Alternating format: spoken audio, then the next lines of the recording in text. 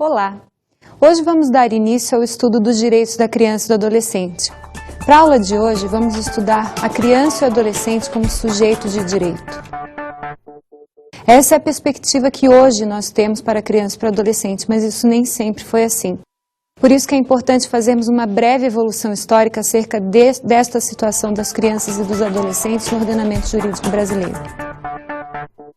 A primeira manifestação jurídica que disciplinou a situação de crianças e adolescentes foi no Código Civil de 1916. Os pilares do Código Civil de 16 eram três: a família, os contratos e a propriedade. A primeira relação jurídica que nós observamos em relação a crianças e adolescentes apareceu com essa proteção à família.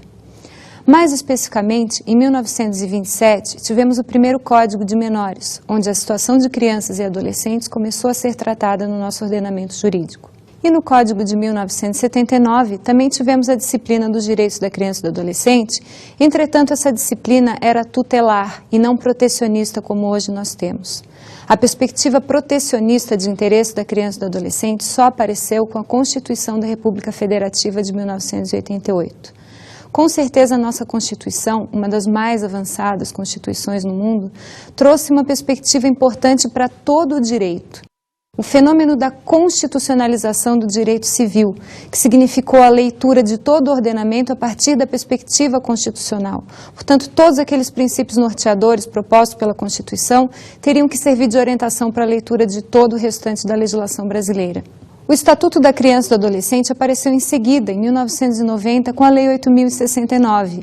Na verdade, o conteúdo desse estatuto já estava em discussão em anos anteriores com a Convenção das Nações Unidas sobre os Direitos da Criança. Esta convenção trouxe o mesmo conteúdo que foi abordado no Estatuto da Criança e do Adolescente, e ela foi ratificada pelo Brasil em 1989, portanto um ano antes ao ano do Estatuto.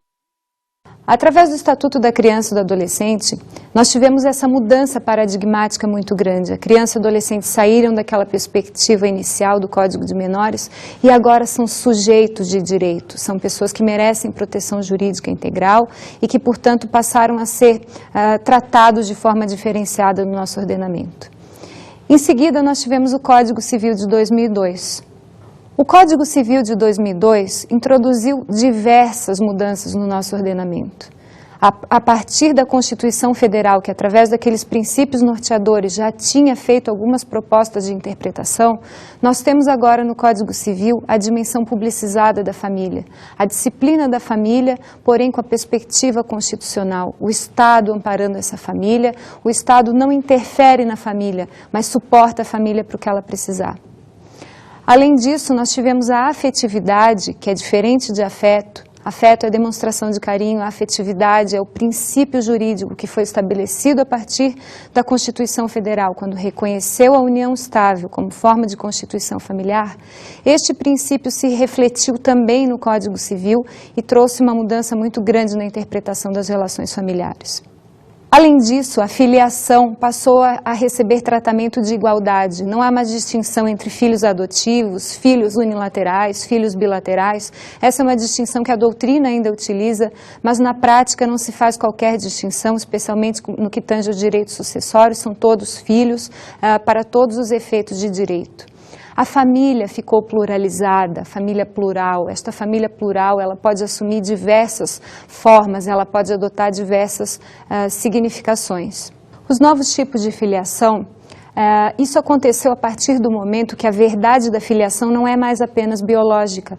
Através dos procedimentos de reprodução humana assistida, nós podemos ter filhos que não são originariamente filhos, biologicamente falando, daquele casal.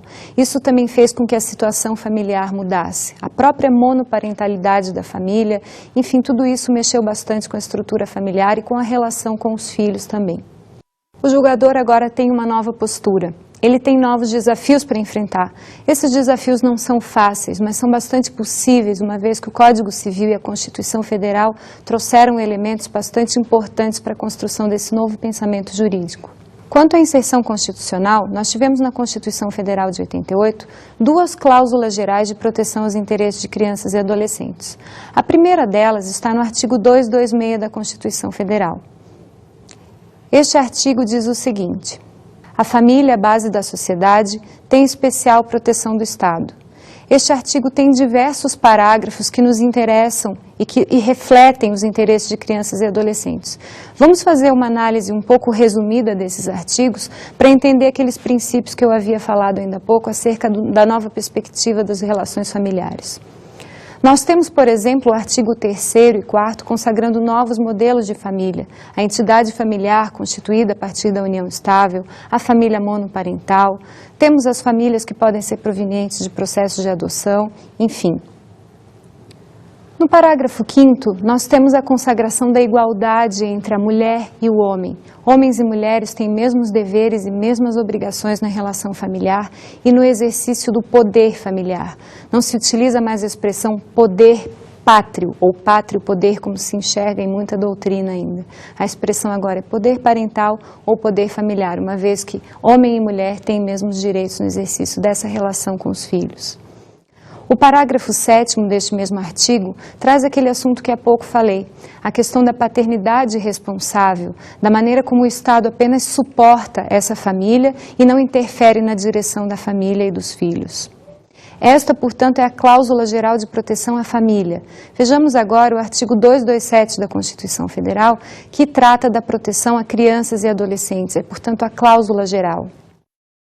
É dever da família, da sociedade e do Estado assegurar à criança e ao adolescente com absoluta prioridade o direito à vida, à saúde, à alimentação, à educação, ao lazer, à profissionalização, à cultura, à dignidade, ao respeito, à liberdade e à convivência familiar e comunitária, além de colocá-los a salvo de toda forma de negligência, discriminação, exploração, violência, crueldade e opressão.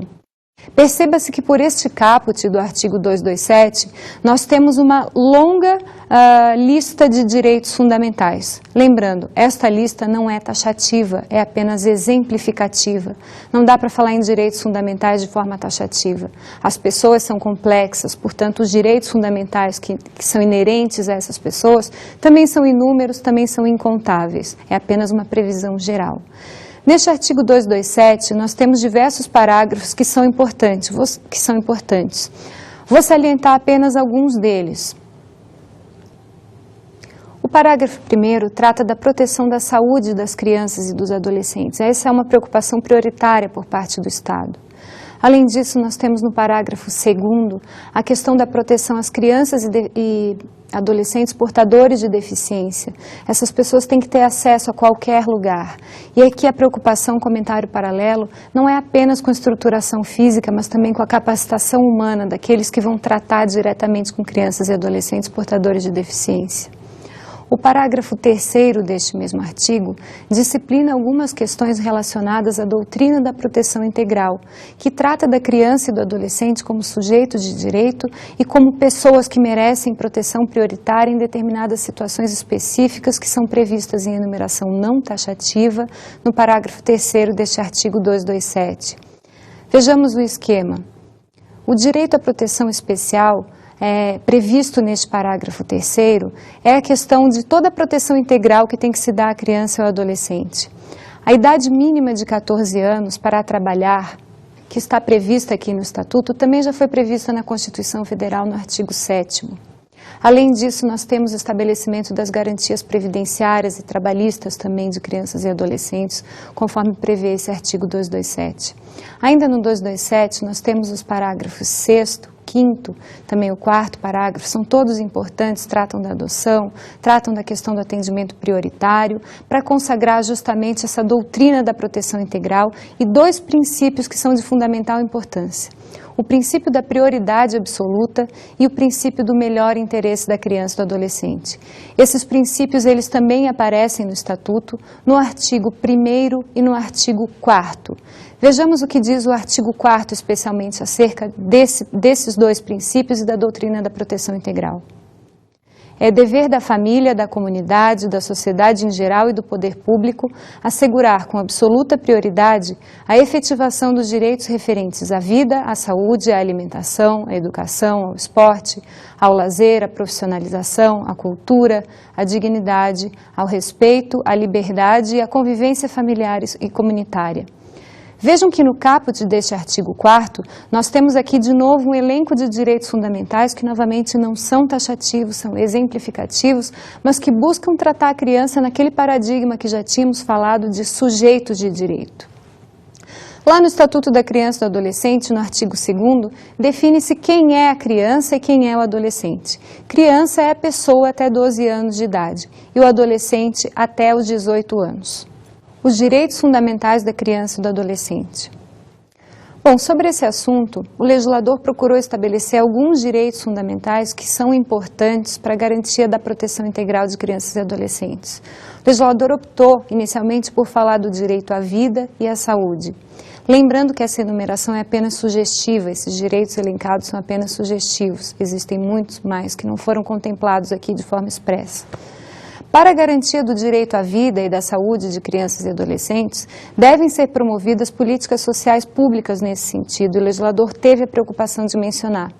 Além disso, em alguns artigos, observamos o atendimento que deve ser dado à gestante. Inclusive, a gestante que quer entregar o filho para adoção, existe toda uma preparação psicológica durante a gravidez.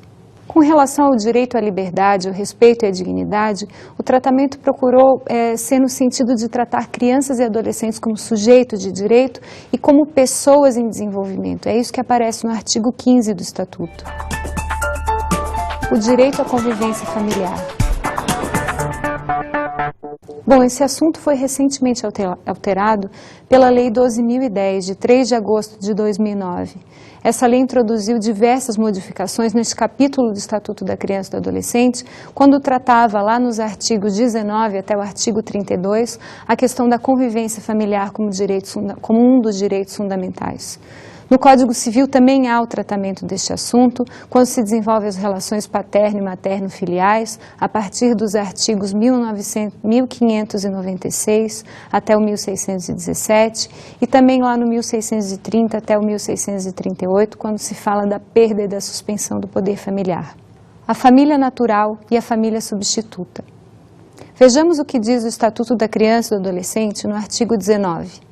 Toda criança ou adolescente tem direito a ser criado e educado no seio da sua família e, excepcionalmente, em família substituta, assegurada a convivência familiar e comunitária em ambiente livre da presença de pessoas dependentes de substâncias entorpecentes. Vejamos que este artigo 19 trata justamente da preferência que se dá à convivência da criança com a sua família originária. Claro, para que essa convivência seja saudável, é preciso que exista um ambiente familiar adequado. Não é qualquer família e só porque temos o direito à convivência familiar como um direito fundamental. Tem que haver um ambiente sadio e correto para o desenvolvimento mental e físico dessa criança. Neste artigo 19, nós temos que prestar atenção, porque a Lei Nacional da Adoção, aquela 12.010 que acabei de mencionar, ela inseriu alguns desafios no corpo dos parágrafos deste artigo.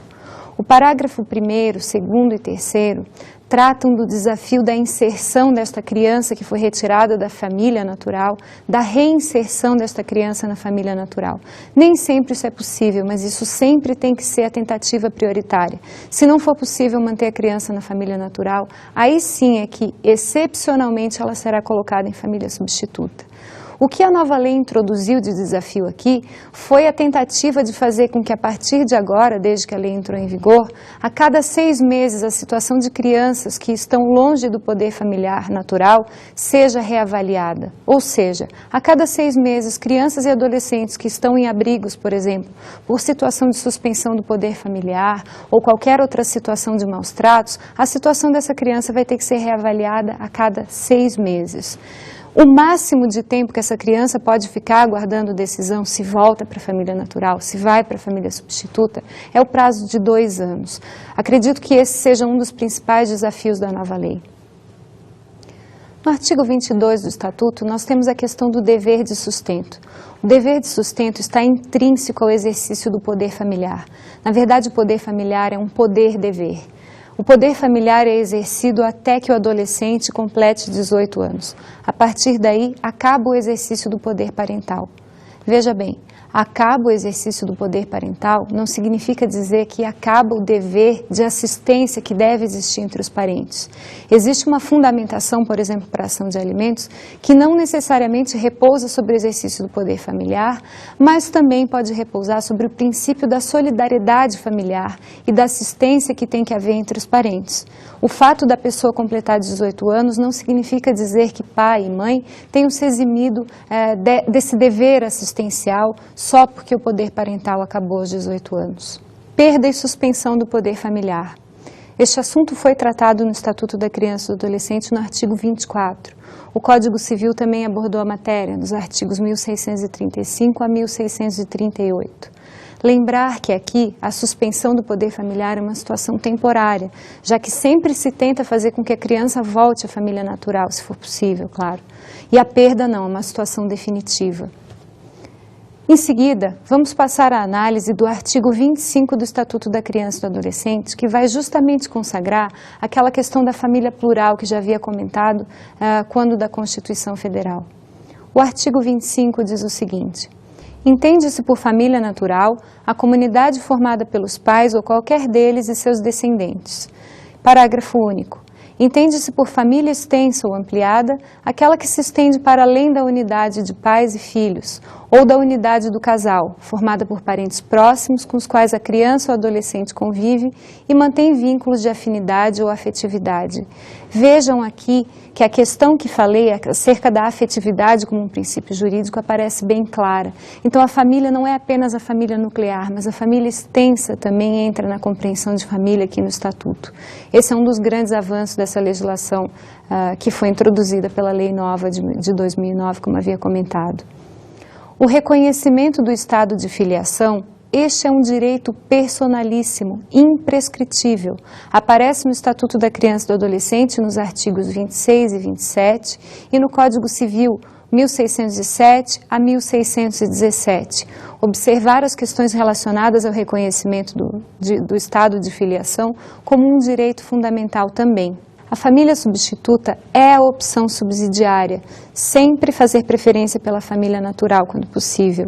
O artigo 28 traz essas situações bem específicas e trata também de algumas propostas que foram feitas por essa lei nova, especialmente nos parágrafos 4º a 6º, quando trata da preservação do direito à identidade cultural. Então, os grupos de irmãos sempre adotados, por exemplo, em conjunto, se forem pessoas de comunidades indígenas ou quilombolas, preferencialmente inseridas em famílias com a mesma identidade cultural. Claro que esse é um grande desafio, mas foi importante a preocupação do legislador aqui, no sentido da manutenção desse direito fundamental. Portanto, como já havíamos dito, a inserção em família substituta é a segunda opção. Esta segunda opção pode se dar através da guarda, da tutela ou da adoção. São institutos bastante diferenciados e tão disciplinados no Estatuto da Criança e do Adolescente, nos artigos 33 até o artigo 52D. Essa letra é em função da inserção da nova lei.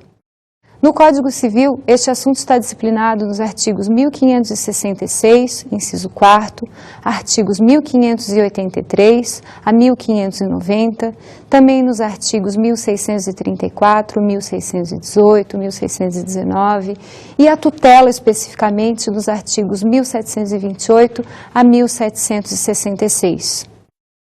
A guarda está disciplinada no Estatuto nos artigos 33 ao 35. Lembrar que a guarda tem caráter temporário e ela pode acontecer concomitantemente ao exercício do poder familiar. Para lembrar disso, é só lembrar daquele caso em que a família se dissolveu, um dos pais tem a guarda e o outro não tem a guarda, mas tem o poder parental. No Estatuto da Criança e do Adolescente há essa disciplina, mas também é importante observar a Lei 11.698, é uma lei de junho de 2008, que é a chamada Lei da Guarda Compartilhada. A Lei da Guarda Compartilhada propôs alguns desafios para a legislação brasileira e ela passa a ser a primeira opção nas situações de guarda de famílias dissolvidas. Verificar se há a possibilidade, não só jurídica, mas harmônica de exercício dessa guarda, para que se respeite aqui o melhor interesse da criança e do adolescente. Além disso, a tutela, no Estatuto da Criança e do Adolescente, aparece nos artigos 36 a 38. Aqui é importante lembrar que, apesar de haver a disciplina jurídica da tutela no Código Civil, com relação à administração patrimonial, a tutela não se deve apenas às questões patrimoniais, mas também e essencialmente à questão pessoal, ao tratamento que vai se dar à criação desta criança ou adolescente até que ele complete 18 anos. Lembrar aqui, lá nos artigos 1731 e seguintes do Código Civil, que a tutela ela é incompatível com o exercício do poder familiar por outra pessoa. Portanto, você só vai exercer tutela de crianças e adolescentes que tenham sido destituídos do poder familiar os pais ou cujos pais tenham falecido ou estejam ausentes. Portanto, a tutela e o exercício do poder familiar por pai e mãe não podem acontecer ao mesmo tempo. Adoção. A adoção no Estatuto da Criança e do Adolescente sofreu fortes alterações pela Lei 12.010. Ela está disciplinada nos artigos 39 até o 52D e no Código Civil observar a questão dos impedimentos matrimoniais que ainda permanecem quando do processo de adoção. Lembrar aqui que a filiação que se dá a partir da adoção é uma filiação igualitária à da filiação biológica, ou seja, não há mais adjetivação como havia antigamente em relação ao filho adotivo ou ao filho de outra origem, são filhos, ponto final. Com relação ao processo de adoção, nós temos que observar não só a disciplina jurídica desses artigos que acabei de mencionar, mas também a parte final do Estatuto, quando fala do processo de habilitação para adoção. Lá nos artigos 197A até o artigo 197E, nós vamos encontrar ali toda a abordagem do processo de habilitação, já que a proposta dessa lei é justamente tentar facilitar os processos de adoção no nosso país. Quando começamos a analisar o Instituto da Adoção, é importante observar e relembrar que a adoção é medida excepcional, já que sempre dentro do possível voltamos para a família natural com a criança. Uma vez que isso seja impossível, vamos tentar colocar essa criança em família substituta através da adoção. Bom, a adoção é um ato personalíssimo, por isso a vedação que o legislador propôs no parágrafo 2º do artigo 39 da adoção por procuração. Não é possível fazer a adoção por procuração, até porque você tem que ter o estágio de convivência com a criança. Isso aparece bem claro na legislação, inclusive porque esse estágio de convivência não vai mais ser um tempo pré-fixado, e sim o tempo suficiente, que se achar suficiente para que haja adaptação entre a criança e a família que pretende adotá-la. Importante observar, gente, aqui uma exceção aos efeitos da adoção e à capacidade da adoção, uma vez que a adoção só pode ser concedida à pessoa capaz, maior de 18 anos, e aqui observar que tem a diferença de pelo menos 16 anos em relação à criança ou adolescente que vão adotar. Importante observar essa diferença porque a adoção que se dá no Código Civil é aquela chamada adoção tardia. Então você pode adotar alguém maior de 18 anos? Pode, mas aí a disciplina jurídica é a do Código Civil e não a do Estatuto, que é para pessoas com 18 anos que ainda não tenham completado 18 anos. Essa exceção que eu queria mencionar é a exceção que fala da morte daquele que pretende adotar. Ele já manifestou vontade inequívoca no processo de adoção e vem a falecer antes que o juiz profira a sentença constitutiva da adoção. O que acontece nesse caso? Para garantir os direitos sucessórios daquela criança ou do adolescente, retroagem os efeitos da sentença constitutiva que for proferida mesmo após a morte dele. Isso é para garantir que essa criança possa se habilitar na herança sem nenhum problema. Então, este artigo 42, parágrafo 6º, é importante para consagrar essa exceção ao princípio da capacidade plena para adoção e também a questão dos efeitos da sentença constitutiva que, em regra, só se dariam a partir do momento que a sentença é proferida. É importante observar aqui ainda, analisando o Instituto da Adoção, na possibilidade de alteração do nome e do prenome da criança. Essa é uma situação bastante delicada porque entra na esfera de proteção dos direitos de personalidade das crianças e dos adolescentes envolvidos.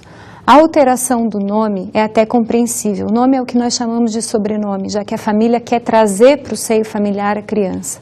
Mas a alteração do prenome, que é o que chamamos de nome, é extremamente invasiva aos direitos de personalidade da criança, uma vez que o nome é como ela se percebe no mundo, é a identidade dela no mundo. Então esse é um assunto bastante polêmico. Um outro assunto polêmico é a questão do direito ao conhecimento à própria origem genética.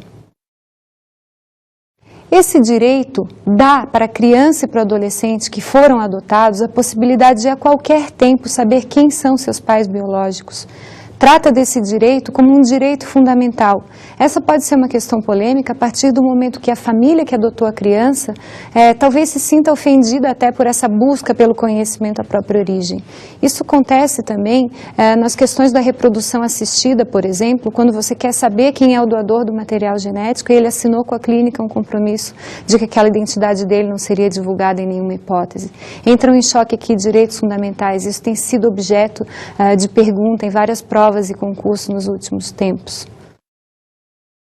Uma outra modificação importante inserida pela Lei Nacional da Adoção é a questão da criação dos bancos de dados, tanto das crianças que estão postas em adoção, quanto dos casais ou pessoas solteiras que queiram, independente do estado civil, adotar. É importante observar que esse cadastro vai haver na esfera nacional e na esfera estadual. A cada vez que alguém quiser adotar uma criança, vai se tentar equiparar ao banco de dados de crianças que estão postas à adoção com o banco de dados de pessoas que querem adotar. Preferencialmente, as famílias brasileiras irão adotar as crianças brasileiras.